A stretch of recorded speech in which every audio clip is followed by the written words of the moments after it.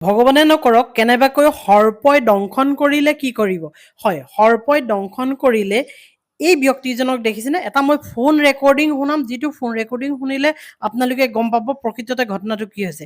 এই সৰ্প দংশনৰ কাৰণে সুৰজিত গিৰি, হয়, এখেত এজন বিশেষজ্ঞ হয় আৰু এই বিশেষজ্ঞজন শিৱসাগৰ জিলাৰ ডিমৌৰ প্ৰাথমিক চিকিৎসালয়ত তেখেতে চিকিৎসা কৰে আৰু তেওঁ এজন বিশেষজ্ঞ আৰু সমাজৰ কাৰণে তেওঁ যথেষ্ট কাম কৰি আহিছে। কিন্তু এই সৰ্পদংশনৰ বিশেষ ব্যক্তিজনে গোটেই ভাৰতবৰ্ষতে তেওঁ যথেষ্ট প্ৰচাৰ চলাই আছে সৰ্পদংশনৰ যিটো এৱাৰনেছ আনিব লাগে সেই এৱাৰনেছটো আনিবৰ কাৰণে। কিন্তু বৰ্তমান সময়ত এটা ফোন কলে আচলতে বহুত তোলপাৰ লগাইছে। আচলতে এই ব্যক্তিজনে এতিয়া চাকৰি এৰিব বিচাৰিছে, এই চিকিৎসকজনে চাকৰি এৰিব বিচাৰিছে। কিয়? চৰকাৰী বিষয়াই তেখেতক অপদস্থ কৰা বুলি এটা অভিযোগ উঠিছে আৰু সেই অভিযোগ কেনেকৈ হ'ল কি হ'ল এই গোটেইখিনি কথাই গম পাব। মই সেই ফোন কলটো লগাই দিছোঁ, আপোনালোকে শুনকচোন। ঘটনাটো কোনেও সহজভাৱে ল'ব পৰা নাই, কাৰণ ডক্টৰ সুৰজিত গিৰি কোন হয় সেয়া সকলোৱে জানে। প্ৰায় ৩,০০০তকৈও অধিক সৰ্পদংশনত আক্ৰান্ত ৰোগীক ইতিমধ্যে তেওঁ জীৱন দিছে। আৰু আটাইতকৈ ডাঙৰ কথা হৈছে যে তেওঁ এতিয়া আন্তঃৰাষ্ট্ৰীয় এটা প্ৰেক্ষাপটত তেখেতে কাম কৰি আছে। এইখন শিৱসাগৰৰ এজন সন্তান আৰু ডক্টৰ সুৰজিত গিৰিয়ে বিশেষকৈ সৰ্পদংশনৰ পিছত কি কৰিব লাগে, এগৰাকী ৰোগীক ক'ত নিব লাগে, কেনেকৈ এণ্টিভেনম দিয়াব লাগে, এই গোটেই প্ৰক্ৰিয়াবোৰো তেওঁ মাজে মাজে সজাগতামূলক কাৰ্যসূচী, মাজে মাজে এনেকুৱা ধৰণৰ বহুখিনি কাম কাজ তেওঁ কৰি আছে। আৰু বিশেষকৈ তেওঁ যিখন চিকিৎসালয়ত কাম কৰে সেয়া হৈছে ডিমৌ আদৰ্শ চিকিৎসালয় আৰু তেওঁ এজন কন্ট্ৰেকচুৱেল তাৰে চিকিৎসক, কাৰণ তেখেত NHM-ৰ হয়। গতিকে তাত তেওঁ কন্ট্ৰেকচুৱেল, মই কিছু সময়ৰ পূৰ্বে তেওঁৰ লগত কথা পাতিছো, তেতিয়া তেওঁ এটা কথা কৈছে যে যোৱা 11 তাৰিখে এগৰাকী দণ্ডাধীশ পৰ্যায়ৰ বিষয়া তালৈ গৈছিল পৰিদৰ্শনত আৰু তেখেতক পঠিয়াইছিল ADC হেল্থে। আৰু ADC হেল্থে কিয় গৈছিল সেই ঘটনাটো মই দৰ্শকসকলক কম। হয়, ফোন কলটো এতিয়াও শেষ হোৱা নাই, গোটেই ঘটনাটো জানিবৰ কাৰণে আপুনি ভিডিঅ'টো চাবই লাগিব। কিন্তু এই ডক্টৰজনে বৰ্তমান সময়ত অসমৰ বহু অঞ্চলত এই ট্ৰিটমেণ্টটো দি আছে সৰ্পদংশনৰ, আৰু বহু ব্যক্তিৰ কাৰণে এখেত হৈ পৰিছে এজন ভগৱান। কাৰণ সৰ্পদংশন কৰা ব্যক্তি প্ৰায় মৃত বুলিয়ে বহুতে ভাবে আৰু বেজ জ্ঞানীৰ ওচৰলৈ যায়। কিন্তু তেখেতে ইমান সুন্দৰকৈ ট্ৰিটমেণ্ট কৰি এতিয়ালৈকে তেওঁৰ ওচৰলৈ যোৱা ৩,০০০ৰো অধিক ৰোগীক তেওঁ মানে মৃত্যুৰ মুখত পৰিবলৈ দিয়া নাই আৰু তেওঁ সুস্থ কৰি তুলিছে সেই সৰ্পদংশনৰ সেই চিকিৎসা কৰি, আৰু লগতে তেওঁ প্ৰসূতি চিকিৎসকো। গতিকে এজন বিষয়াই তেখেতক অপদস্থ কৰিছে। পিছৰখিনি শুনি চাওক আপোনালোকে তাৰপিছত কি কৈছে। এতিয়া সেই যিগৰাকী দণ্ডাধীশ পৰ্যায়ৰ বিষয়া তালৈ গৈছিল সেই সময়ত ডক্টৰ সুৰজিত গিৰিয়ে এটা অপাৰেশ্যন কৰি আছিল আৰু অপাৰেশ্যন কৰি থকা অৱস্থাতে তেওঁক অতিৰ পৰা তেওঁক মাতি আনিছে।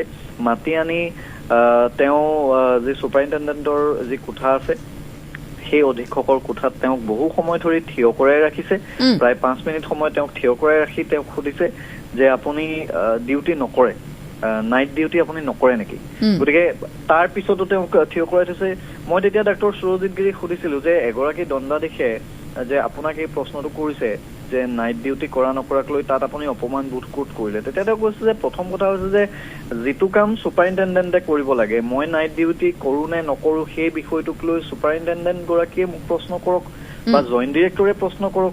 কিন্তু এগৰাকী মেজিষ্ট্ৰেট কেতিয়া আহে? যেতিয়া কিবা ঘটনা হয়, তাত যদি কোনোবা মানুহৰ মৃত্যু হয়, কিবা দুৰ্ঘটনা হয়, তেনেকুৱা এটা পৰ্যায়ত এগৰাকী দণ্ডাধীশ আহিছে, ঠিকেই আছে। কিন্তু যিটো কথা ছুপাৰিণ্টেণ্ডেণ্টৰ জৰিয়তে হৈ যায়, জইণ্ট ডিৰেক্টৰৰ জৰিয়তে হৈ যায়, তাত এগৰাকী মেজিষ্ট্ৰেট পৰ্যায়ৰ বিষয়াই গৈ তাত তেওঁক এনকুৱাৰী কৰিছে, তাত তেওঁক আপুনি নাইট ডিউটি কৰে নে নকৰে তাক লৈ প্ৰশ্ন কৰিছে, তাকো তেওঁক থিয় কৰাই ৰাখিছে এটা অপাৰেশ্যনৰ মাজত। আৰু যিটো বডি লেংগুৱেজ আছিল সেই দণ্ডাধীশ পৰ্যায়ৰ বিষয়াগৰাকীৰ যিটো বডি লেংগুৱেজ, তেখেতে কৈছে যে সেই বডি লেংগুৱেজটো মোৰ অকণো ভাল লগা নাই।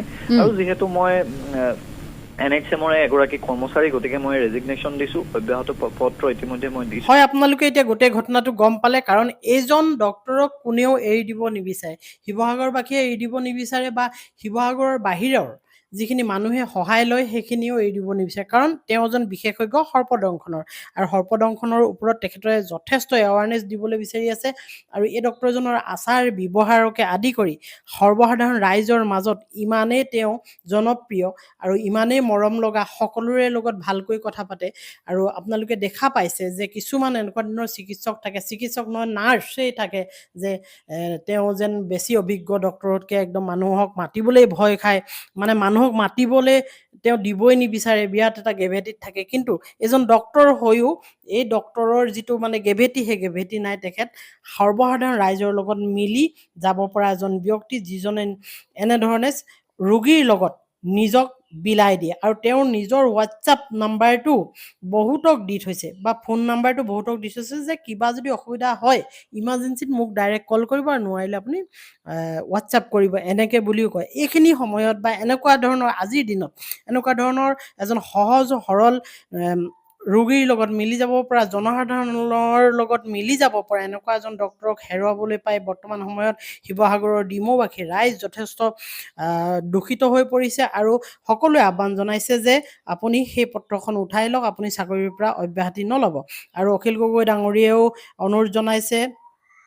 গতিকে তেখেতে এতিয়া, ৰাইজে বিচাৰিছে তেখেতে এতিয়া যাতে পুনৰবাৰ সেই কথাবোৰ পাহৰি পুনৰবাৰ তেওঁ কৰ্মব্যস্ততাৰ মাজেৰে সময়খিনি পাৰ কৰে। আৰু এই ভগৱানৰূপী সুৰজিত গিৰিক ৰাইজে অনুৰোধ জনাইছে যে আপুনি ৰাইজৰ হৈ কাম কৰক, আমি আপোনাৰ লগত আছোঁ।